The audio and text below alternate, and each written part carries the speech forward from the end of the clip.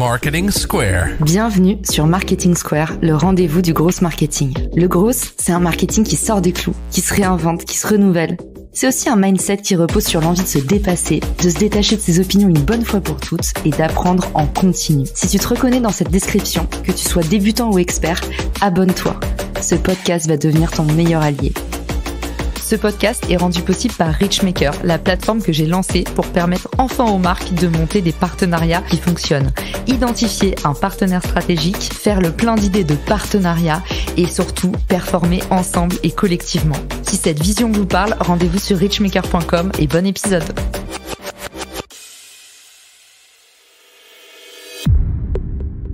Bonjour à tous et bienvenue dans ce nouvel épisode de Marketing Square. Aujourd'hui, on va parler de mon sujet préféré, les partenariats. Vous le savez, j'ai créé Richmaker qui est la première plateforme du partenariat pour permettre plus facilement de rencontrer un partenaire et de nouer des partenariats qui fonctionnent au lieu de passer 1000 ans à réinventer la poudre, errer de meeting en meeting sans trop savoir où on va et ce qu'on peut faire ensemble. Aujourd'hui, une des questions qu'on me pose le plus sur la plateforme, c'est comment faire pour attirer l'attention d'un partenaire plus gros que soi. Tout d'abord, petit disclaimer, ce n'est pas parce que vous allez vers un partenaire plus gros que c'est forcément le jackpot. Aujourd'hui, des partenariats qui fonctionnent très bien sont des partenariats parfois à taille égale, mais qui vont apporter beaucoup de valeur ajoutée à l'utilisateur. C'est-à-dire qu'ils vont vous permettre de compléter ou de renforcer votre offre produit. Partout où votre client se pose des questions autour de votre produit, il y a potentiellement des intégrations à créer avec des partenaires potentiels. Tout ça va rayonner à la fois sur mon acquisition, parce que c'est un nouvel argument de vente, et également sur la rétention, parce que c'est une raison de plus de rester et de passer par ma plateforme. Toutefois, je suis bien consciente que même si on a plein d'idées de partenariat, c'est hyper difficile de prendre son courage à deux mains et d'aller voir un partenaire, surtout un partenaire plus gros que soi. Alors j'ai décidé d'en faire un épisode aujourd'hui et je vous donne 3 conseils pour aller pêcher un gros poisson. Premier conseil, soyez clair. Le motif numéro 1 de ghost ou de refus, c'est tout simplement qu'on comprend pas ce que vous proposez. Soit vous êtes trop élusif et en fait vous tournez un petit peu autour du pot, soit vous ne dites rien du tout. Par exemple, pourrait-on discuter d'une éventuelle collaboration, auquel cas celui qui reçoit ça se dit potentiellement c'est un bourbier, on va perdre beaucoup de temps, il sait pas ce qu'il veut. Ou troisième chose, vous détaillez beaucoup trop ce que vous proposez et du coup, le partenaire reçoit un pavé et ne prend pas la peine de comprendre parce que c'est trop complexe. Le temps de votre partenaire est précieux, alors respectez-le. La structure idéale pour vous permettre de créer un message qui soit clair. Mon premier conseil, c'est que votre première approche doit être claire, limpide, concise. Pour ça, je vous donne ma structure type pour séduire. Il faudrait que votre premier email soit autour des 6 phrases, grand maximum. Souvenez-vous que vous avez dans l'idée de créer une conversation. À ce titre, reprenez le plus possible les codes de langage de votre interlocuteur. Commencez par un titre explicite. Moi, ce que j'adore, rapide et efficace, c'est tout simplement collab, entreprise 1, X, entreprise 2. Vous pouvez aussi mettre un petit emoji pour attirer l'attention ou bien tout simplement mettre le nom des 2 marques l'une côte à côte avec un point d'interrogation. Par exemple, Richmaker et DocuSign, point d'interrogation. Ça, c'est le titre que je vous recommande. On va à l'essentiel, la proposition de valeur est déjà explicitée. Deuxième élément de structure essentiel, montrez un bénéfice direct.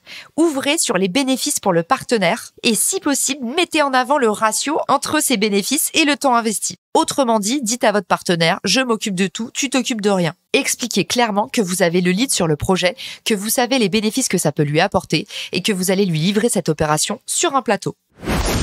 Troisième point de structure fort, les informations et des mots-clés. Votre audience, le secteur d'activité, justifiez autant que possible que cette opération vaut le coup d'être menée. Quatrième élément de structure, votre track record, c'est-à-dire vos antécédents de résultats obtenus. Ici, c'est un peu votre preuve sociale.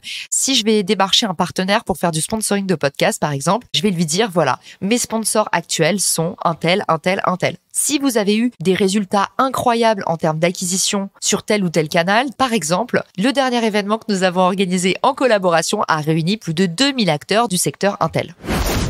Ensuite, une fois qu'on a bien mis en avant son track record pour rassurer le partenaire, évidemment, on clôture son email par un appel à l'action et un appel à l'action unique. Expliquez très clairement comment vous contacter, par quel canal et si vous avez des heures de prédisposition, indiquez-les également. Plus c'est précis, mieux vous allez convertir. On récapitule les 5 points essentiels. Un titre explicite, des bénéfices directs, des informations et des chiffres clés, votre track record et un appel à l'action unique. Deuxième conseil pour aller démarcher un partenaire plus gros que soi. Soyez enthousiaste. Si vous êtes en position basse, mettez le paquet sur le capital humain. Rattrapez-vous en étant 2 fois plus motivé, 2 fois plus investi, 2 fois plus drôle. Soyez exactement ce que votre partenaire attend de vous. Et ça marche même dans les concours d'école de commerce. N'hésitez pas à dire voilà, il y a peut-être meilleur que moi, mais il n'y a pas aujourd'hui de personne qui veut plus cette opportunité que moi. Vous verrez, l'effet waouh sera là. Troisième conseil pour aller démarcher un gros poisson. Soyez ultra préparé. Si vous demandez l'attention de votre interlocuteur sursollicité, soyez certain d'avoir balayé devant votre porte et d'avoir fait le maximum pour vous documenter à son sujet. Attention, à partir du moment où votre interlocuteur voit que vous l'avez contacté un peu par hasard, ou pire du pire, que vous l'avez contacté avec un superbe email et que derrière vous ne vous êtes même pas renseigné sur son produit, l'effet sera catastrophique. Alors renseignez-vous précisément sur les actualités du partenaire. Pas juste en cliquant machinalement sur ses derniers posts, mais en analysant précisément ses interactions. À quel sujet chaud a-t-il réagi? À quelle cause est-il sensible? Quel est son niveau de langage? Plutôt familier, soutenu? Est-ce qu'il utilise le vouvoiement, le tutoiement? Est-ce qu'il a des expressions préférées? Et enfin, quels sont ses modes de communication? Selon vous, c'est plus quelqu'un de l'oral, quelqu'un de l'écrit, quelqu'un qui a envie de faire une visioconférence ou de vous rencontrer dans la vraie vie. Incluez quelques références dans votre email pour montrer que vous parlez son langage et que vous avez fait vos devoirs.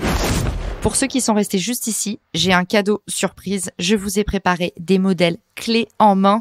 Rendez-vous dans mon article dédié. Vous le trouverez dans les ressources de l'épisode. Dans cet article, vous allez retrouver des templates pour pouvoir envoyer ces fameux messages qui permettent de prospecter un partenaire 3 fois plus gros que soi. Il y a plusieurs types d'emails et vous avez aussi des templates pour bien gérer vos modèles de relance. Et voilà, c'est prêt. Vous savez tout de ma recette qui a déjà fait ses preuves sur plus de 50 partenariats que j'ai menés et qui m'ont permis de décrocher des énormes deals, dont le dernier partenariat HubSpot et Richmaker. Pour clôturer l'épisode, on pourrait dire qu'aujourd'hui, prospecter un partenaire, c'est tout aussi difficile. C'est le même niveau d'éducation que d'aller prospecter un client. Sauf que un partenaire, c'est une poupée russe. C'est potentiellement 10, 20, 30, des milliers de clients potentiels. Donc ça vaut 2 fois plus le coup de s'y mettre. Mettez les bouchées doubles. J'ai hâte d'entendre vos retours. Vous pouvez même envoyer cet épisode à la personne que vous rêvez de contacter en lui disant que vous pensez à elle. En tout cas, cet épisode vous sera utile, j'en suis certaine. Je vous remercie pour votre écoute et je vous dis à très vite dans le podcast. Ciao! Si cet épisode te plaît, tu peux le partager en me taguant ou lui laisser 5 étoiles sur Apple Podcasts. Marketing Square.